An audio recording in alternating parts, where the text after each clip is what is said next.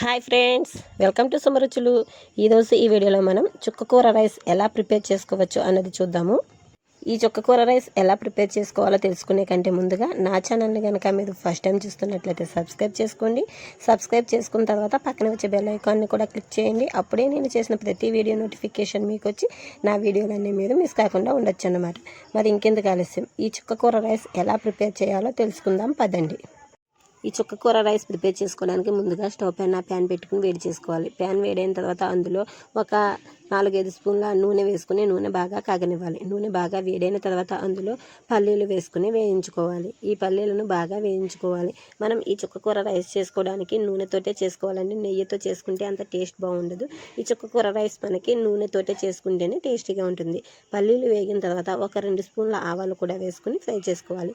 ఆ తర్వాత ఒక 3 స్పూన్ల మినపప్పు వేసుకుని ఫ్రై చేసుకుంటున్నాను. దాని తర్వాత శనగపప్పును కూడా వేసుకుని ఫ్రై చేసుకోవాలి. ఈ పోపు అంతా బాగా వేగనివ్వాలి.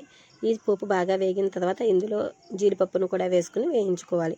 మీకు ఇష్టమైతే జీడిపప్పు వేసుకోవచ్చు, లేదంటే స్కిప్ చేయొచ్చు. పల్లీలు కూడా మీ ఇష్టం, మీకు ఏది కావాలంటే అది వేసుకోవచ్చు. అలాగే ఎండుమిరపకాయలు కారానికి సరిపడా వేసుకుని వేయించుకోవాలి. ఈ ఎండుమిరపకాయలు ఇవన్నీ కూడా బాగా వేగిపోయిన తర్వాత అప్పుడు పచ్చిమిర్చి సన్నగా తరుక్కుని అవి వేసుకోవాలి. అలాగే 1 స్పూన్ అల్లం ముక్కలు, కరివేపాకు కూడా వేసుకుని ఈ పోపు బాగా వేగనివ్వాలి. ఈ పోపు అంతా వేగిపోయిన తర్వాత ఇందులో కట్ చేసి పెట్టుకున్న చుక్కకూరను, ఒక 2 కట్టల చుక్కకూర కట్ చేసుకుని దాన్ని వేసుకుంటున్నాను. ఈ చుక్కకూరను బాగా ఫ్రై చేసుకోవాలన్నమాట. మనం ఒక 1/2 కేజీ బియ్యానికి నేను చేస్తున్నాను అన్నమాట క్వాంటిటీకి.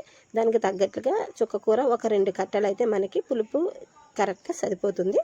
ఇప్పుడు ఇదంతా బాగా మగ్గనివ్వాలన్నమాట. మనకి చుక్కకూర మెత్తగా మగ్గిపోవాలి, అంతవరకు కలుపుతూ ఉండాలి. ఈ చుక్కకూర మనకి త్వరగానే మగ్గిపోతుందండి. ఇది మగ్గేటప్పుడు ఇందులో కొద్దిగా పసుపు వేసుకోవాలి. అలాగే చుక్కకూరను మగ్గించుకునేటప్పుడు మనం స్టవ్ను సిమ్లో పెట్టుకోవాలి, లేదు అంటే మీడియంలోనైనా పెట్టుకోవచ్చు. కాకపోతే మనకి ఆకు అనేది మాడకుండా చక్కగా మగ్గిపోయేలాగా కలుపుకోవాలన్నమాట. మనం హై ఫ్లేమ్లో పెడితే ఏమవుతుంది అంటే చుక్కకూర ఆకు మనకి మాడిపోతుంది. కాబట్టి స్టవ్ను మనం మీడియం ఫ్లేమ్లో పెట్టుకుని ఈ విధంగా కలుపుతూ ఉండాలన్నమాట. అప్పుడు మనకి చుక్కకూర అనేది చక్కగా మగ్గిపోతుంది. ఈ విధంగా చుక్కకూరను మగ్గించుకుంటూ ఉండాలి. ఈ లోపుగా మనం వేరే స్టవ్ మీద అన్నాన్ని ఉడికించి రెడీ చేసి పక్కన పెట్టుకోవాలి. ఇప్పుడు రెడీ చేసి పెట్టుకున్న అన్నాన్ని ఒక బౌల్లోనికి తీసుకుని చక్కగా మగ్గించుకున్న చుక్కకూర, ఈ పోపు మిశ్రమం అంతా కూడా మనం ఉడికించి పెట్టుకున్న అన్నంలో వేసేసుకుని బాగా సరిపడా సాల్ట్ వేసేసుకుని బాగా మిక్స్ చేసుకోవాలన్నమాట.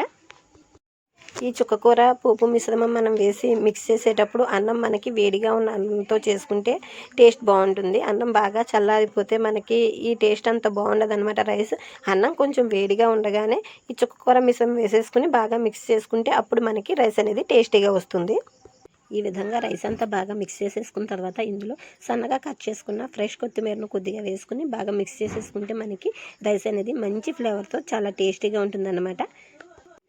ఈ చుక్కకూర రైస్ను మీ ఇంట్లో కూడా ట్రై చేసి టేస్ట్ చేయండి. టేస్ట్ చేసిన తర్వాత టేస్ట్ ఎలా ఉంది అనేది నాకు తప్పకుండా కామెంట్ చేయండి. అలాగే ఈ వీడియో మీకు నచ్చితే తప్పకుండా లైక్ చేయండి, షేర్ చేయండి, అలాగే కామెంట్ చేయండి. ఇటువంటి మరిన్ని మంచి వీడియోస్ కోసం నా ఛానల్ని తప్పకుండా సబ్స్క్రైబ్ చేసుకోండి.